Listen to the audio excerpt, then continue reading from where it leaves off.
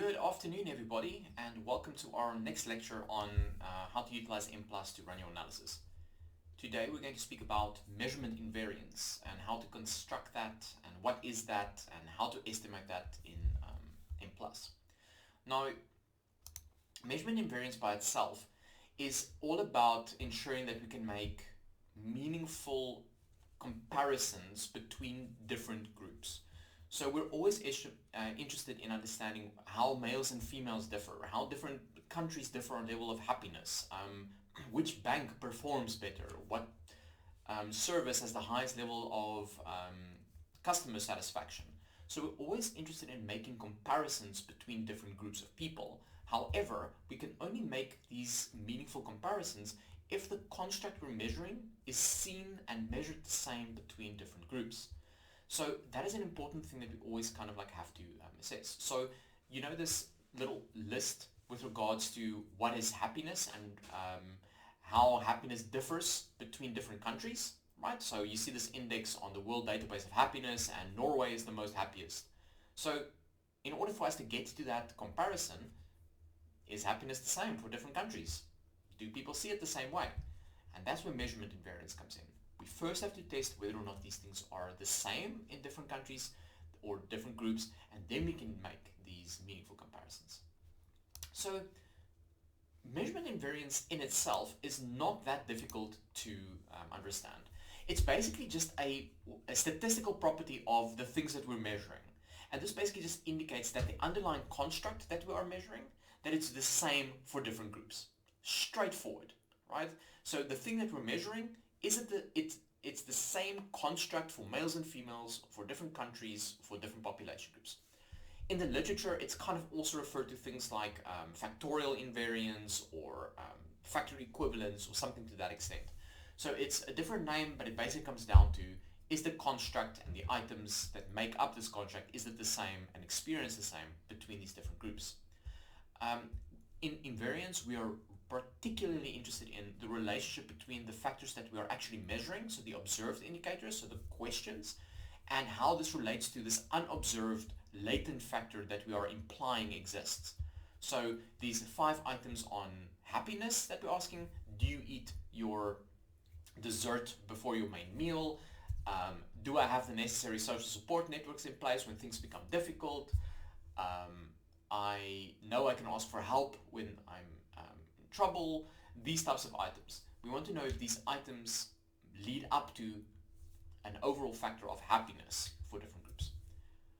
Now, in the literature, you can kind of always find 2 types of invariance, right? You have multi-group invariance, and we have longitudinal invariance. Multi-group invariance is what we're, in our field at least, or for the studies that we do, is very important.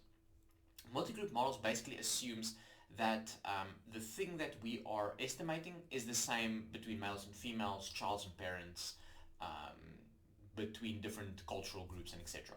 So is happiness perceived the same? Longitudinal invariance is a little bit different, but this basically says that is the model that we're assessing, is it the same between different time points? So think about when you implement a happiness intervention, you actually want to see changes in happiness over time, but we want to know that is there changes in how people perceive happiness over time? Maybe that is a reason why interventions work or don't work. So this is what longitudinal invariance is. Doing invariance, instead of between groups, we do it between time points. But now the question is, when do we actually use measurement invariance? Now, at a fundamental baseline level, there are a couple of questions that you want to ask yourself. So the first one is kind of like, can we make fair comparisons between groups, right? Is it fair for us to justify differences between different factors? Did the groups that we are assessing, did they understand the questions kind of like the same? And do the items that we're utilizing, do they kind of attribute to the overall latent factor that we are measuring? Are they actually measuring what we're saying that they are measuring? So with these questions in mind, there are 6 reasons or 6 ways when we use measurement invariance. The first one is that when you want to basically compare different individuals or different groups of individuals with one another, but knowing that the difference in itself has an important meaning. So we know, for example, in empathy, we know that there are differences in the experience of empathy or the expression of empathy between males and females, right? So we know that females, for example, express higher levels of empathy than men.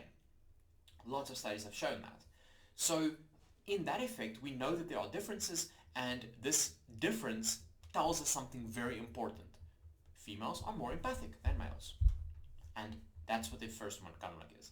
The second one is that we utilize measurement variance in any way when we utilize a self-report measure. So when I ask you how happy you are on a scale of 1 to 10, and I ask a bunch of questions, that instrument that we're utilizing, that's when we have to use invariance. Because if we want to do tests between groups or whatever, we have to ensure that the instrument is perceived the same between different groups. Similarly, we also want to check whether or not the items, do they load on the same factor for different groups of people?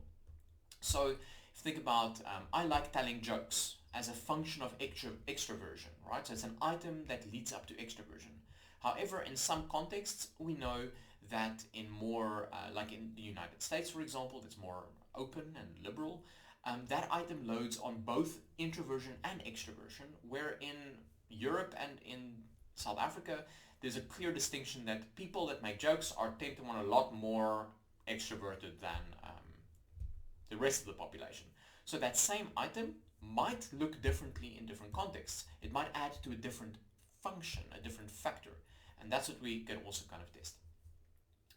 The fourth area is that if we want to make sure that the instrument that we're using is valid between different groups. So again, making sure that the items load the same and on the same factors, making sure that the factorial structure is the same, and so that we can kind of like say that the instrument we're utilizing is a valid instrument between different groups of people. And finally, if we want to determine if an intervention basically worked. So to look at the difference in treatment groups' happiness over time. So this is when we utilize invariance, but then how do we go about testing it? Now there are three basic types of invariance that we test, and each type of invariance becomes more complex. We have configurable invariance, which is all about seeing if the same factor structure exists. We have metric invariance to see if the items kind of are interpreted the same, and we've got scalar invariance to kind of see if the intercepts kind of like start the same. So we've got configurable, baseline model, metric invariance, a little bit more constrictive, and scalar invariance, very strong. And I'll explain this to you in a little bit more detail. So the first model is configurable invariance, and here we're really interested to determine if the instrument that we're utilizing has the same factorial structure between groups. So it has the same factor structure, the same constraints are implemented, and etc. So in this type of measurement invariance, we're basically assessing the overall model, right? And if we fit the overall model and see if our overall model like fits the data, we have an indication that that configurable invariance is in place. This is kind of what we also call our baseline model. But configurable invariance is also kind of like referred to as pattern invariance in some other literature, because it kind of like sees if the same patterns of data looks the same between different groups. But always it's our overall model, the first step. The second step in configurable invariance, if you want to go into more detail, is that we split the two groups, males and females, and we compare directly with one another if there is a difference. But we'll get to that a little bit later. So in this level of invariance, we're really only interested in testing whether or not the same items measure the same constructs between groups. So in order to test this, assess this, we estimate both of our factorial models together simultaneously. Because this is our baseline model, you only need to assess the overall model fit to ensure that configurable variance is in place. So it's pretty straightforward, right? Just test the overall model and see if that kind of works. No differences between groups, just one model. In metric invariance, we implement an extra level of constraint. So metric invariance is basically to determine if the instrument has equal loadings between different groups. So in other words, does the instruments have similar factor loadings for males and females? So here we constrain all of the loadings for the different factors to be equal between the different groups. And that way we get to see if there are differences, right? So we also refer to this type of invariance as what we call weak invariance. So we've got configurable, which is our baseline, and we have weak invariance, because the only extra constraint that we put into our model is that we're constraining all of the item loadings between males and females to be the same. So it's literally the next step, and it makes and it builds on what we've already established. So we don't have a new factorial model. We use the configurable model as our baseline, and we add these different constraints. So factor loadings here really reflect the degree towards which the differences between the different participants' responses to our questionnaire arise from differences in the underlying construct, right? So by constraining the factors to be equal, we can kind of like see how the factors kind of differ between the different groups. So by doing this, we attain invariance of the factorial loading suggested that the constructs has the same meaning to all of the participants. So by constraining these items together, we can say that happiness, the experience of happiness for males is the same as the experience of happiness for females. Now, where in configurable invariance, we just assess the overall model, metric invariance assessment is a little bit different. To assess metric invariance then, we compare the model fit of the metric model against the model fit of the configurable model, utilizing both chi-square tests and differences in CFI. So there needs to be, so if our research question is that our instrument is valid, we don't want to see a difference. We want to say a significant, a non-significant difference between the different groups, right? And we want our CFI to be, the changes in CFI not to be very large, because we want it to kind of be the same. If our question is that there is a meaningful difference between males and females, then of course we are looking for a statistically significant difference. But I'm jumping myself ahead. Okay, so where was I? So we look at the different measurement fit statistics between the metric and we compare it against the configurable model. And by attaining measurement invariance, we basically can obviously say that group comparisons on the factor variances and covariances are defensible. So we can at least make specific comparisons between the variances, so the differences, the changes in males and in females, for example. However, just because we can compare the variances and we can compare the covariances, so the relationship between our factors, between males and females, it doesn't mean we can compare means between it. So that is then where our final step comes in, which is scalar invariance. Now, scalar invariance is what we call strong invariance. Here we determine if the instrument, on top of the other constraints that we've placed, if it has equal intercepts. So to justify utilizing means and comparing mean scores with one another across groups or across time, we have to establish scalar invariance. So scalar invariance, again, similar, builds on metric invariance by adding extra constraints. So it basically now constrains the item intercepts to also be equal. Now, an item intercept is nothing more than the starting point of a specific item on a group. So let's say, for example, I eat my dessert before my main meal. Where it starts for males can be different than where it starts for females. So the lowest possible value. Maybe men like to eat it a lot more, so their starting value is different. But what we're testing in scalar invariance, if we constrain these things to be equal, right?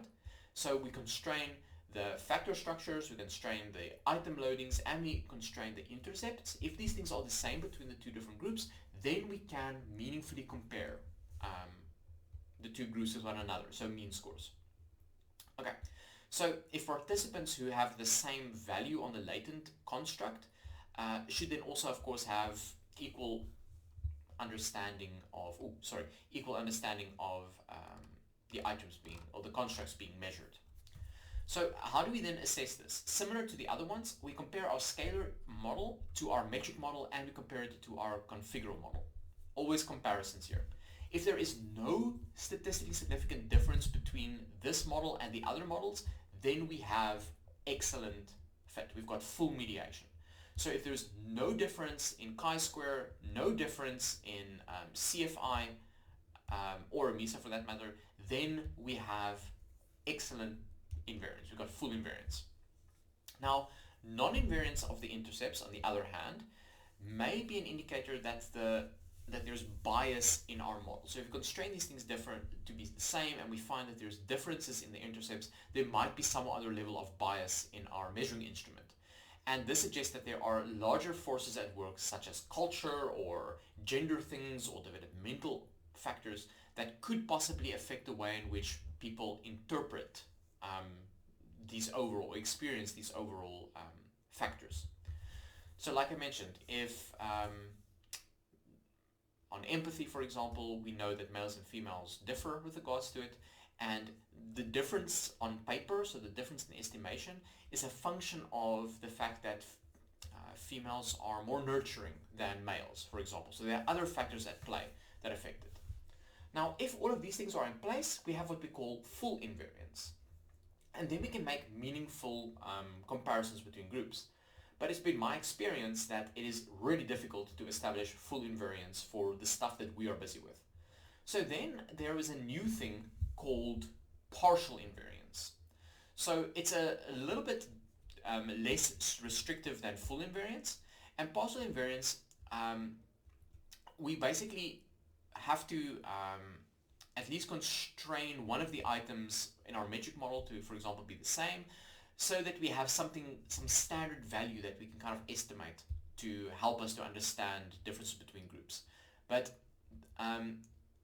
in this type of invariance, at least one of the, let's say, invariance constraints that we put in needs to satisfy the certain conditions.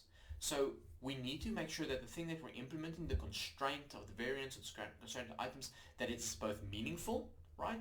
And that it is the same between all of the groups in all of the models. So if we constrain two items to be the same in the metric model, the configurable model, it has to be the same thing across all of the different models that we are assessing. So this is what I mean in practice. So in practice, this only means that where our original metric model, we allowed all of the items to be constrained to be equal.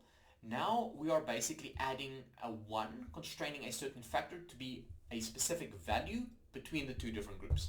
That's it. And then we go into our scalar model, and then we should, of course, have a better assessment. But that's kind of what partial invariance is.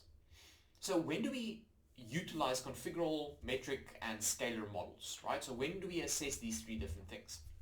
So the first thing is we can only use configurable invariance when we want to kind of like look at the factorial structure of an instrument, right? If we want to see which items kind of like load onto which factor. So that's configurable invariance. So when we want to determine the relationships between factors, between latent structures, then we test both configurable and metric invariance.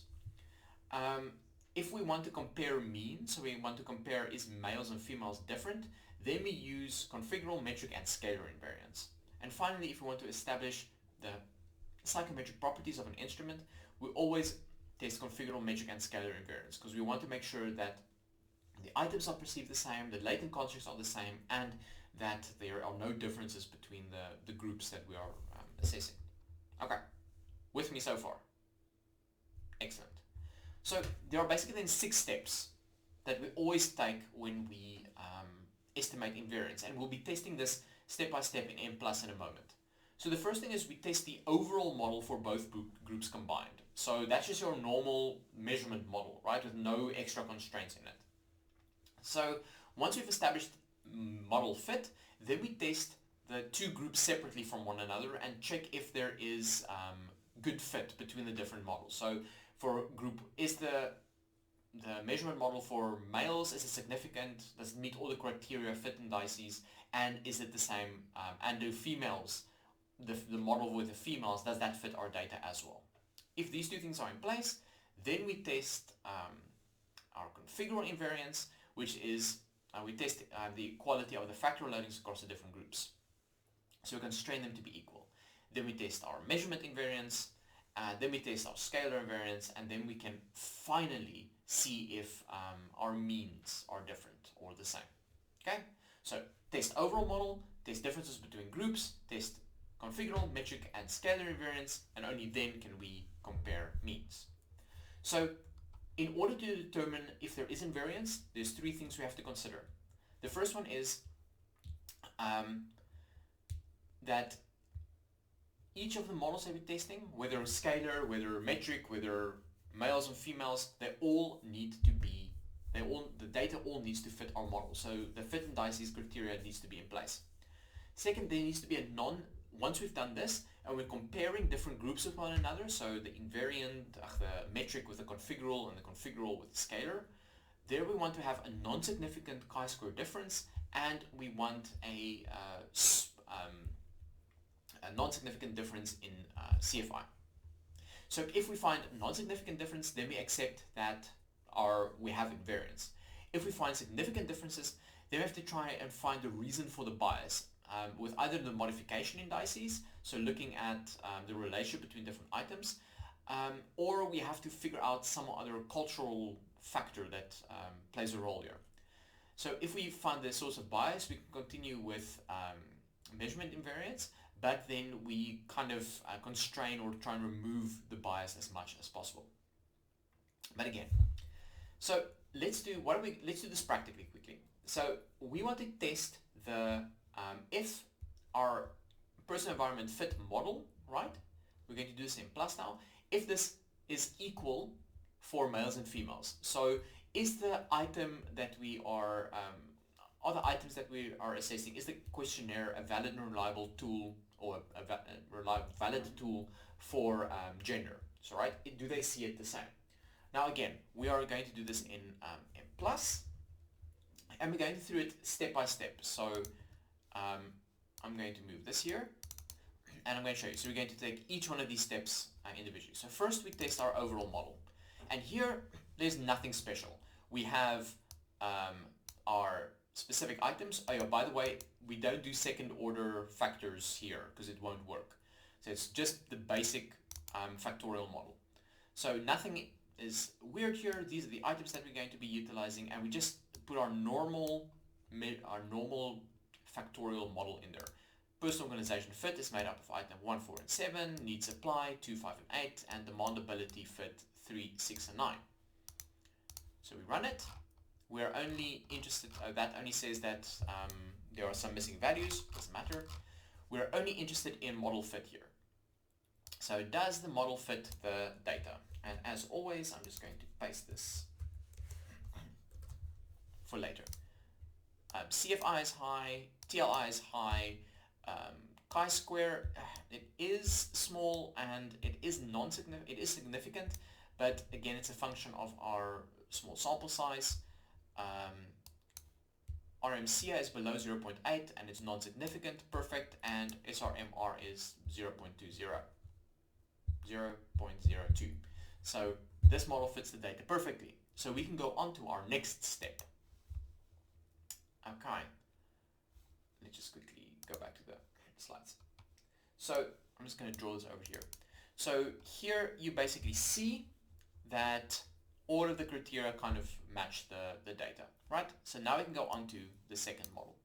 So the second thing we're going to test is we want to test this model just for the male group. And all that I'm going to do here is I say use observations, and I say gender is equal to 1, right?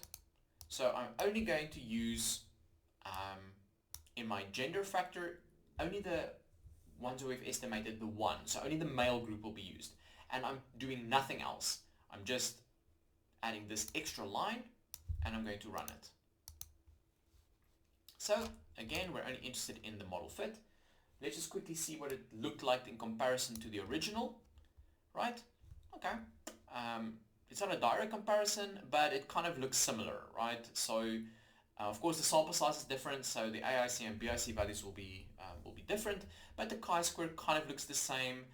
It is non-significant here, so that's kind of nice. This still meets the criteria, although it did get a bit higher. It's also because of the sample size, and SRMR is below 0.8.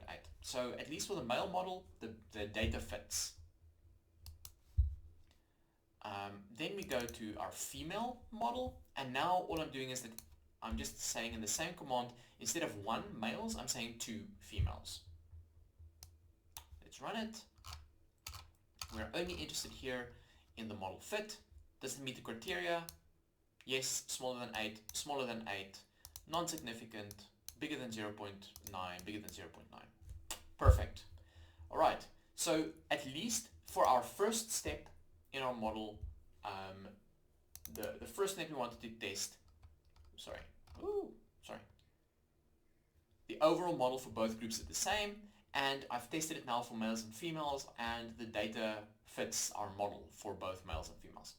Now we can finally go into configurable metric and scalar invariance. Okay. All right, and here I just basically put them side by side so you can kind of like see. So now let's go to step 3 and 5 and basically test each specific thing individually. So there's a nice new command in Mplus where you can estimate all of these things together, right? So you don't have to estimate each factor individually. In the past that was quite tedious to do. But we're adding 2 extra lines to our model now. So instead of the use variables command, we now create a grouping. So we're telling Mplus that the grouping that we'll use is called gender, because from the item that we have, and 1, everywhere where there's a 1 in the dataset, that's male. Everywhere where there's a 2 in the dataset, that's female. And we only add this line. The model that we want to test is configurable, scalar, and metric invariance. And that's it. We run it. This takes all of our things together. This just tells us that there are some missing data, not important. And now we get to the very interesting thing. So what Mplus does for us, it does each one individually, right? And it tests the comparisons for us at least on chi-square. So here we basically see that for the metric and configurable model for the different groups, it's non-significant. Perfect. For scalar against configurable, non-significant. Excellent. And for scalar against metric, non-significant. So this is one of the very first times in my life where I get like full invariance like from the get-go. So this is quite cool.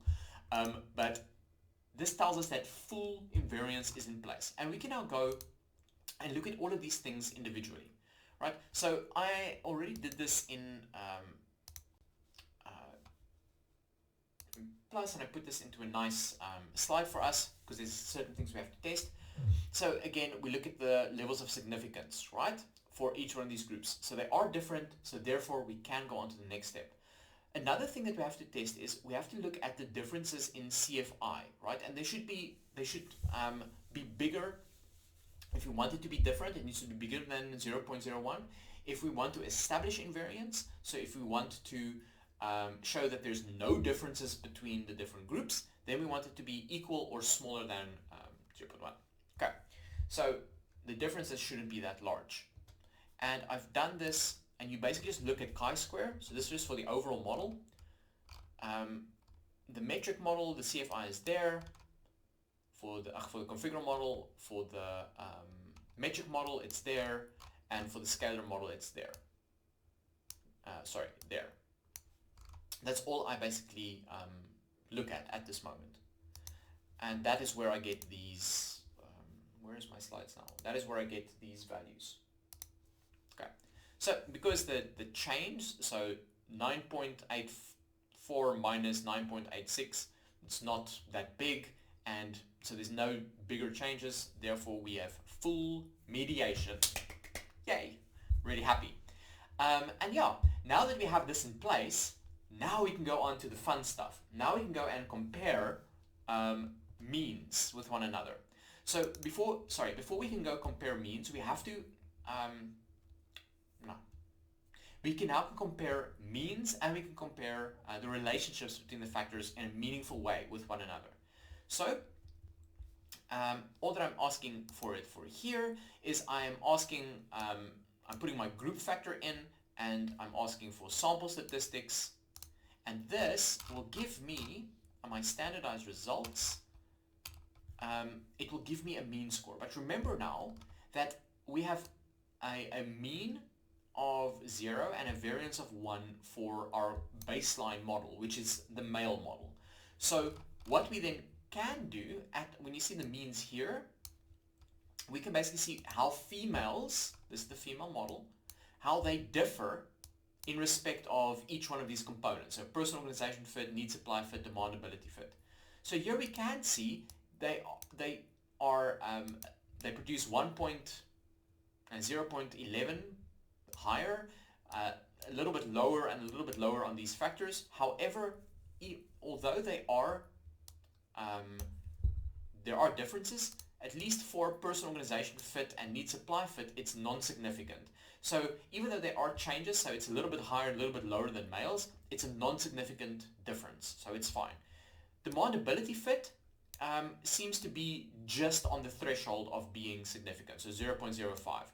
Therefore, we can say that females produce slightly lower levels on mean scores, so they produce show 0.28 base points lower on mean scores than men on demandability fit. So their fit between the demands is based on them, and their abilities is a lot lower than for men.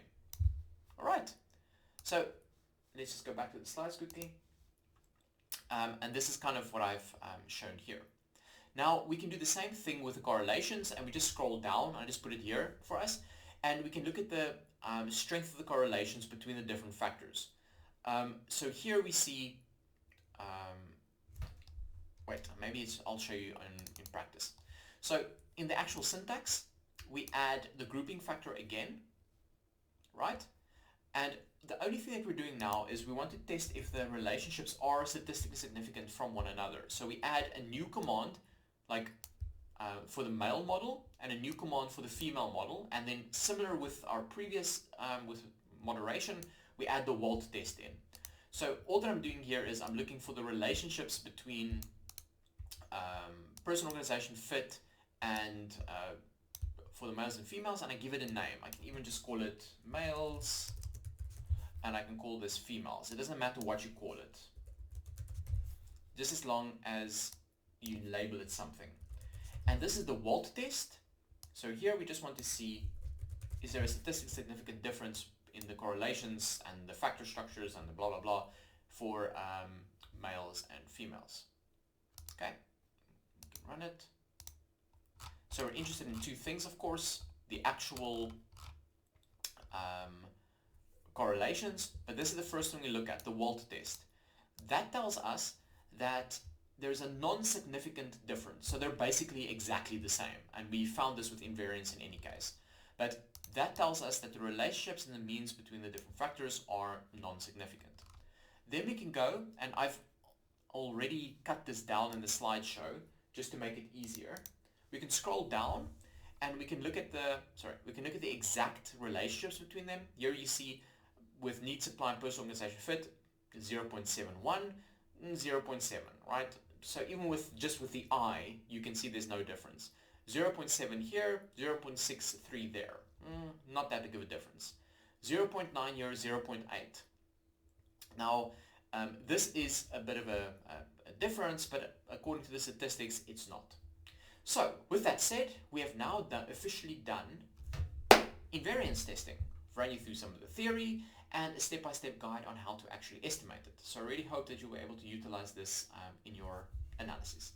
So, ladies and gentlemen, till we see each other next time, thank you for your attention and good luck.